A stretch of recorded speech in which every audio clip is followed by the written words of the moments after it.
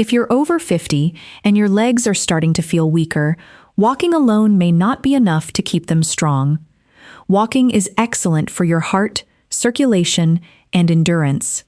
But there's one critical thing walking doesn't provide very well: progressive resistance, the kind of challenge that tells your muscles they still need to stay strong. You've probably felt it in small moments. Getting out of a low chair takes more effort. Stairs feel steeper. You hesitate before stepping off a curb, or you grab for something when standing on one leg. Many people respond by walking more. That's better than being inactive, but research in older adults has shown that strengthening exercises can produce greater improvements in muscle strength and physical function than walking alone.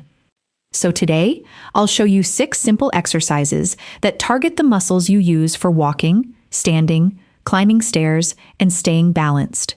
And stay with me, because the 2 bonus exercises target areas many people over 50 rarely train, even though they help with balance and stability.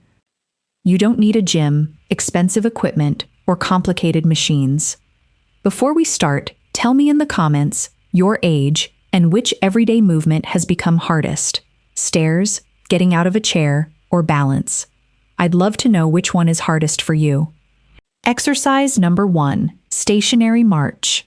Let's begin with the stationary march. Don't underestimate this just because it looks easy. When done slowly and deliberately, it challenges several key muscles: hip flexors that lift your legs, quadriceps that control your knees, and abdominals that stabilize your trunk. But here's a hidden benefit. Every time you lift one foot, your body must stabilize over the other leg. That makes marching a controlled way to challenge your balance and body position awareness, what experts call proprioception. That sense can become less precise with age, yet it plays an important role in balance. Stand with feet hip-width apart, chest up, eyes forward. Slowly lift one knee to a comfortable height, lower with control, and repeat on the other side. Let your arms swing naturally. Imagine you're walking up an invisible staircase.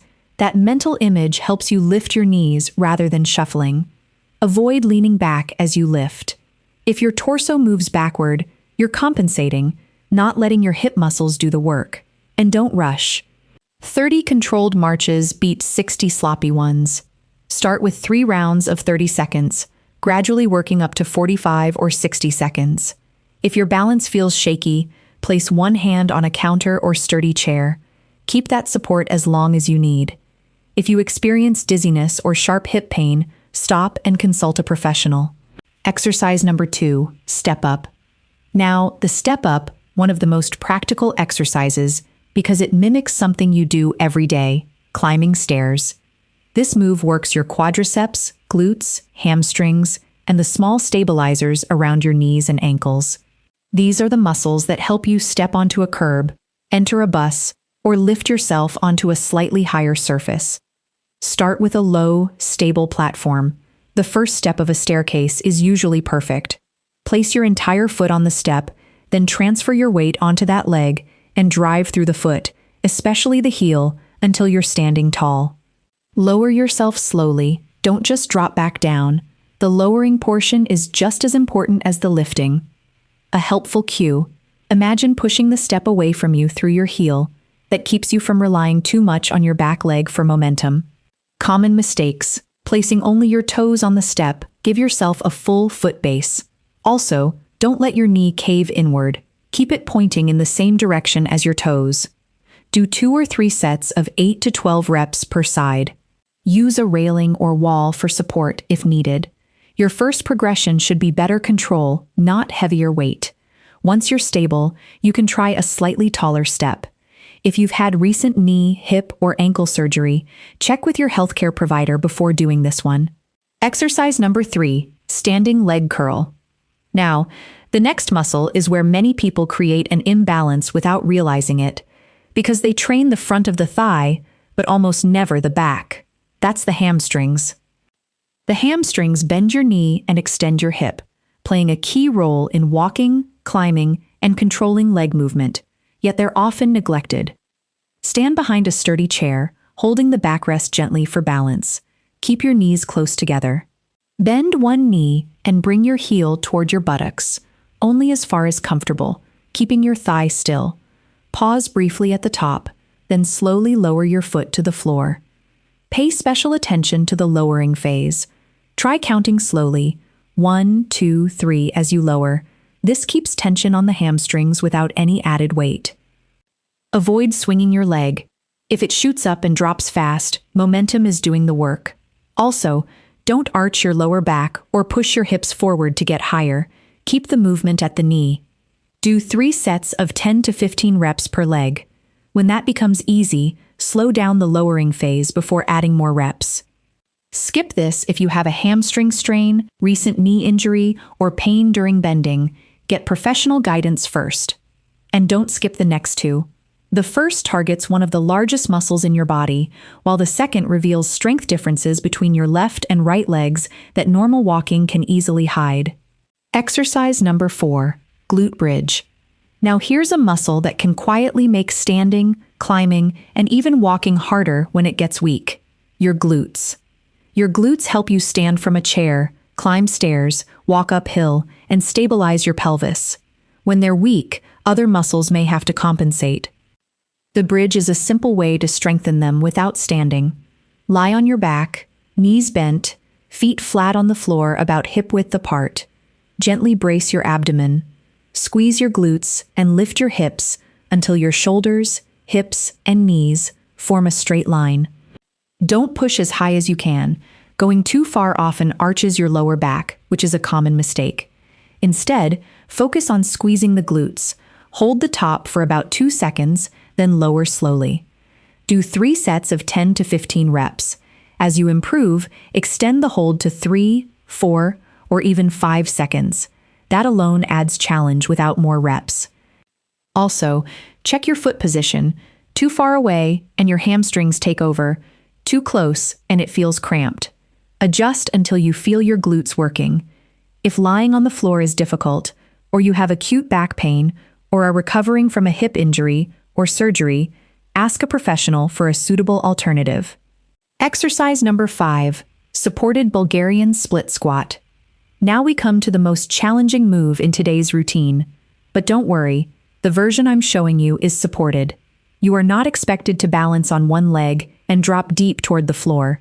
This exercise works each leg independently, which is a huge advantage. Most of us have one side stronger than the other, and unilateral moves help reveal and gradually correct that imbalance. Stand in front of a sturdy chair with your back to it. Place one foot behind you on the chair and keep the other foot firmly on the floor. Most of your weight stays on the front leg. Hold a wall, railing, or another chair for support. Slowly bend your front knee and lower your body only as far as you can comfortably control. Just a few inches is fine for beginners. Then press through the front foot to return to standing. The goal is control, not depth. Avoid rushing down or letting your front knee cave inward. Keep your torso controlled rather than folding forward to create momentum. Start with 2 sets of 6 to 8 reps per side. As your control improves, progress to 3 sets of 8 to 10. If placing the back foot on a chair feels too difficult, just do a simple split squat with your rear foot on the floor. That's a better starting point for many over 50. If you have significant balance issues, acute knee pain, or recent hip-knee surgery, use an easier alternative until you're medically cleared. Exercise number 6, Tibialis Raise. This next muscle is easy to ignore because you can barely see it, but weakness here can make it harder to lift the front of your foot as you walk. It's the tibialis anterior, running down the front of your lower leg. It lifts the front of your foot, helping keep your toes from catching or dragging as the leg swings forward, while also supporting ankle control on uneven ground. To do a standing tibialis raise, place your back against a wall and move your feet slightly forward. Keep both heels on the floor. Now lift your toes and the front of your feet upward as high as comfortable. Pause, then slowly lower them. You should feel the front of your shins working. Don't bend your knees repeatedly to generate momentum. The movement should come from the ankle. If standing feels off, do it seated, sit upright, feet flat, heels planted, and simply lift your toes. Aim for 3 sets of 15 to 20 reps. Since this is a smaller muscle that you use frequently, controlled higher reps work well. Stop if you feel sharp shin or ankle pain. Anyone recovering from an ankle sprain or lower leg injury should start carefully and avoid painful ranges. Bonus number 1, farmer's carry. You've now covered the 6 main exercises, but don't leave yet. These final 2 fill in 2 gaps most leg routines miss. First, the farmer's carry. It looks almost too simple. You pick up something moderately heavy and walk with it. But your hands hold the weight while your legs and core have to stabilize every single step. And as a bonus, you train your grip too. Grip strength is commonly used as a simple marker of physical function in older adults. Use 2 light dumbbells, water bottles, or bags with equal weight. Stand tall, 1 in each hand, shoulders relaxed. Gently brace your abdomen and walk with short, controlled steps. Imagine someone gently pulling the top of your head toward the ceiling. That helps you stay tall instead of collapsing forward. Walk for 20 to 30 seconds, rest, and repeat for 3 rounds. Increase walking time before increasing weight. Start with 20 seconds, go to 30, then 40.